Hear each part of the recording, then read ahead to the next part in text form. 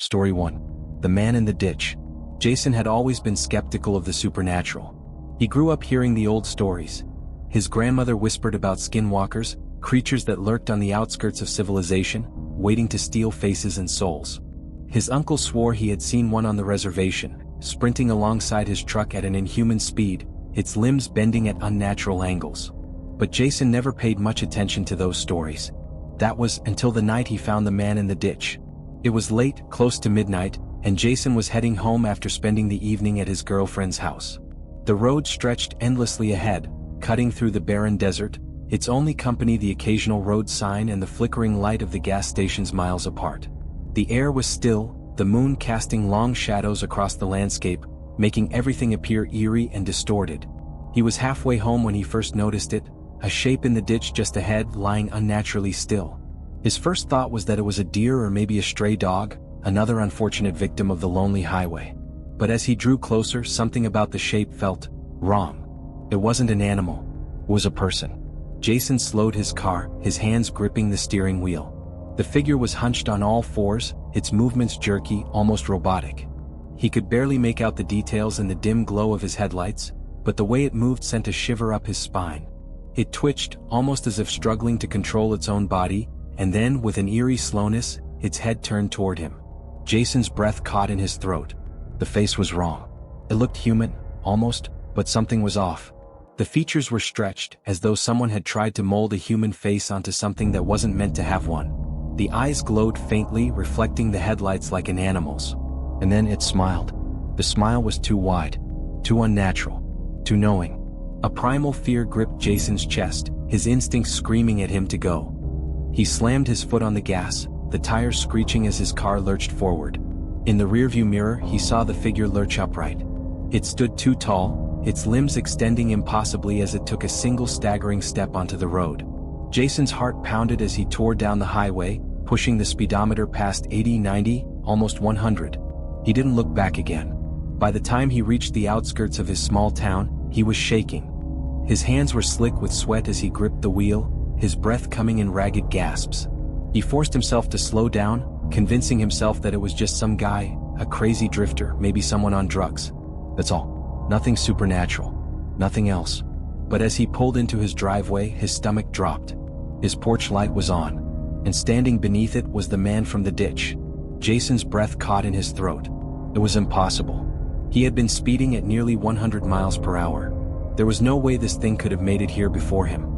And yet there it was, standing perfectly still, watching. He could see it more clearly now. The way its skin didn't quite fit right, stretched too tightly over its bones. The way its fingers twitched at its sides as though resisting the urge to move. The worst part was the face. It was his. Jason's own face, distorted. His mouth moved but no words came out. A sickening realization washed over him. It was mimicking him, studying him. Jason hit the lock button on his car door and sat frozen, too terrified to move. Then, slowly, the thing tilted its head. It was the same way a predator observes prey, waiting for the perfect moment to strike. Then, in a motion so fast it barely registered, it took one step forward. Jason's fight-or-flight instinct kicked in, and he scrambled out of the car, fumbling with his keys as he sprinted to the door. His hands were shaking so badly he dropped them. Cursing, he grabbed the keys, jammed one into the lock, and threw himself inside, slamming the door shut and bolting it. His breathing was ragged. His heart thundered in his chest. He pressed his back against the door, every muscle in his body coiled like a spring. He listened. The silence was deafening. And then, the scratching began. A slow, deliberate scraping at the wood, like nails dragging down the surface. Jason squeezed his eyes shut, willing it to stop. It was just a hallucination. A bad dream. His mind playing tricks on him. But then came the whisper. Jason. It was his voice. He felt sick. His skin crawled as his name stretched and warped, spilling through the cracks in the door. It wasn't just mimicking him. It was becoming him. Jason did the only thing he could think of. He ran. Bolting up the stairs, he dove into his bedroom, locking the door behind him. He grabbed his phone, hands trembling as he dialed his friend David, barely able to choke out the words. "Dude," he gasped, "someone's outside my house." It's me." David was silent for a moment, then, "What do you mean, it's you?" Jason peered out the second-story window. The figure was still there, standing in the yard looking up at him. But it was closer now. I mean, it looks like me, Jason hissed, keeping his voice low. It's not human. David cursed. Get a gun. Call the cops. Jason had never owned a gun. The cops? What would they even say? That some kind of thing was outside his house? They'd never believe him. Hell, he wouldn't have believed him a few hours ago. Then something tapped on the glass. Jason's heart stopped. He turned his head slowly. There, on the second-floor window, was his own face staring back at him. Only now it was smiling, grinning ear to ear. Jason let out a choked scream and stumbled backward. The thing outside pressed its hand to the glass. His fingers were too long. The nails, blackened and cracked, dragged downward, leaving deep, gnarled scratches. And then, in his own voice, it whispered, "Let me in." Jason never remembered passing out. But when he woke up, the sun was rising. The room was eerily quiet. He swallowed hard, his throat dry, his body aching from the tension. Slowly, he forced himself to peek out the window. The figure was gone, but his yard was covered in deep, clawed footprints. Jason never used that road again, never drove at night. And to this day, when he sees something in his peripheral vision, a shape standing just beyond the streetlights, he refuses to look, because he knows, still watching, still waiting, for another chance to take his place.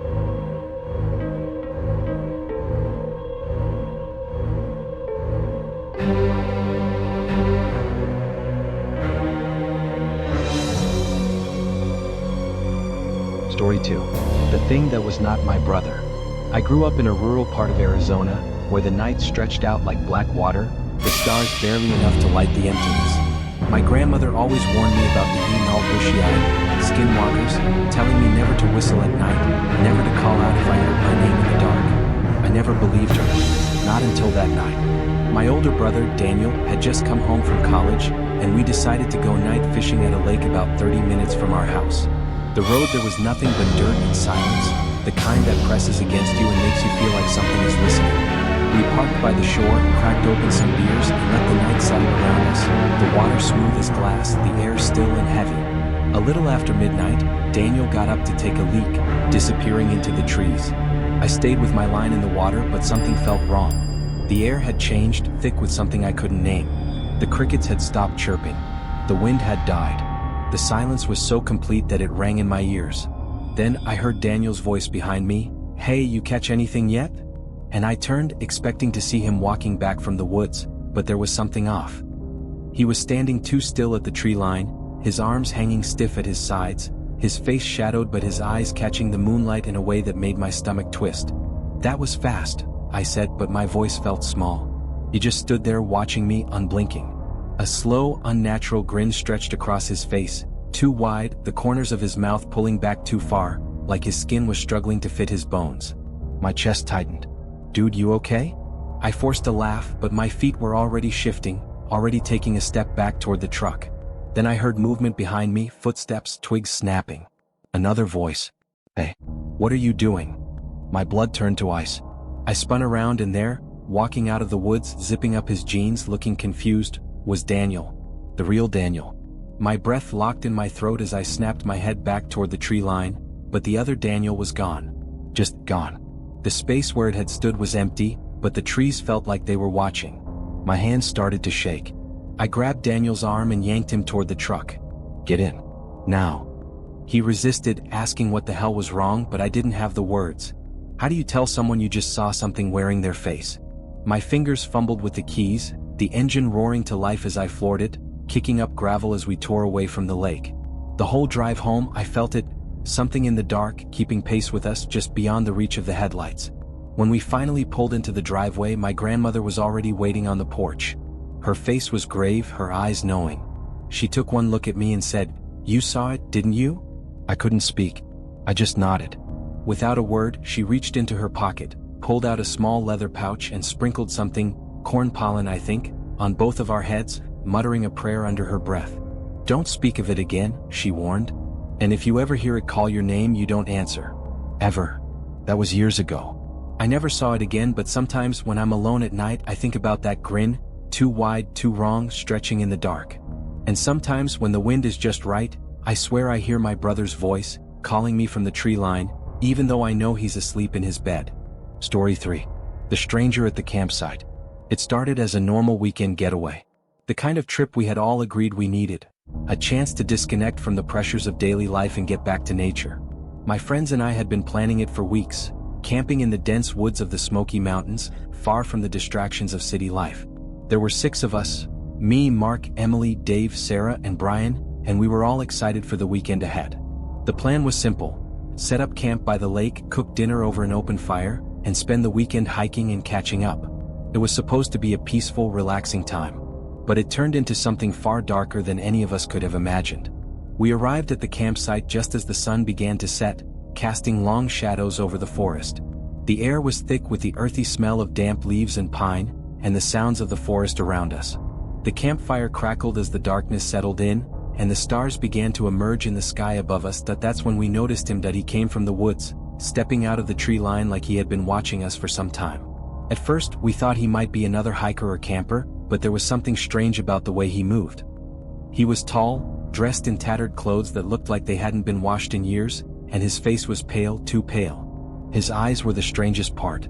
They were dark, unblinking, and intense, almost as though he could see through us, as if he knew something we didn't. He didn't speak at first, just stood there at the edge of the clearing, staring. My heart began to race, but I pushed the unease aside, chalking it up to the isolation. After all, it wasn't uncommon for people to wander through the woods. But then, after what felt like an eternity, he spoke in a low, almost guttural voice. "You shouldn't be here," he said. "You should leave before it gets dark." The words were strange, unsettling, and they sent a shiver down my spine. He didn't seem threatening, but there was an underlying tension in his tone, something that made my skin crawl. We all exchanged nervous glances, unsure of how to respond. "Everything's fine," Mark said, trying to lighten the mood. "We're just camping for the weekend." The man didn't respond immediately. Instead, he took a step closer, his eyes still locked on ours, and spoke again, more forcefully this time. "I'm warning you," he said. "It's not safe here. The things that live in these woods, they're not human." The air around us seemed to grow colder, and a heavy silence fell over the group. None of us knew how to react. Was this guy just crazy, or was there something more to his words? Emily laughed nervously, trying to brush it off. "It's just a prank or something," she said. "We're fine." The man didn't smile. He didn't move. He just stared at us with those dark, unblinking eyes. After a long pause, he turned and walked back into the forest, disappearing into the trees as quietly as he had come. We stood there, frozen for a moment, trying to process what had just happened.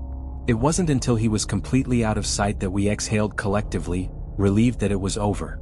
But as the night deepened and the fire crackled, the sense of unease lingered. That the night dragged on, and the wind began to pick up, rustling the trees around us. We talked, drank, and laughed, but there was a nagging feeling at the back of my mind. The woods felt different somehow, alive in a way I couldn't explain. I kept glancing at the trees, half expecting to see movement in the darkness. But nothing came. Eventually, we all crawled into our tents, the warmth of the sleeping bags providing some comfort against the chill of the night air. I woke to the sound of footsteps outside my tent. At first, I thought it was just the wind, the rustling of leaves, but then I heard it again. Slow, deliberate footsteps circling the tent. I held my breath, straining my ears, my heart pounding in my chest. It wasn't the sound of animals. It was human. Or at least, it sounded human, but there was something wrong about it, too measured, too deliberate. The steps continued, pacing back and forth, getting closer to my tent. My mind raced, trying to rationalize it, to tell myself it was nothing. But my instincts told me otherwise. I lay completely still, listening to the soft thuds of footsteps, my skin crawling with a growing sense of dread. Then a voice, low and guttural, came from just outside my tent, sending a wave of terror through me. "Get out!" The words were barely a whisper, but they echoed in my mind like a scream. It wasn't a man's voice anymore, it was something deeper, something wrong. I couldn't move. I couldn't scream. I was paralyzed, my mind spinning with terror. The scratching sound continued, growing louder, more frantic, as if whatever was outside was trying to get in.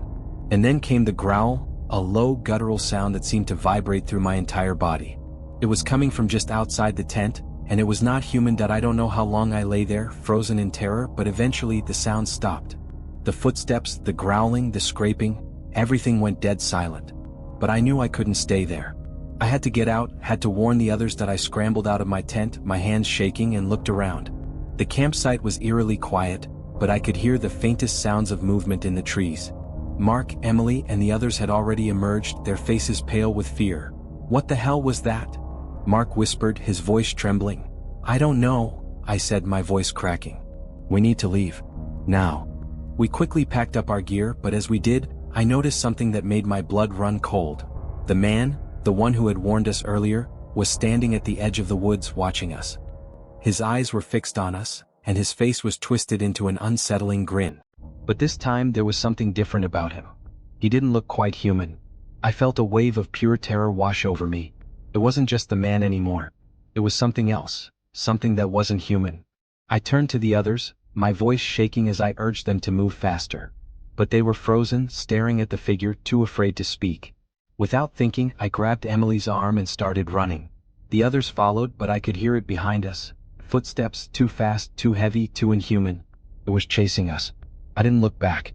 I couldn't. I ran as fast as my legs could carry me, through the thick underbrush, the sound of something gaining on us growing louder with every step. The forest was alive with the sounds of branches snapping and leaves crunching underfoot, but the thing chasing us was silent.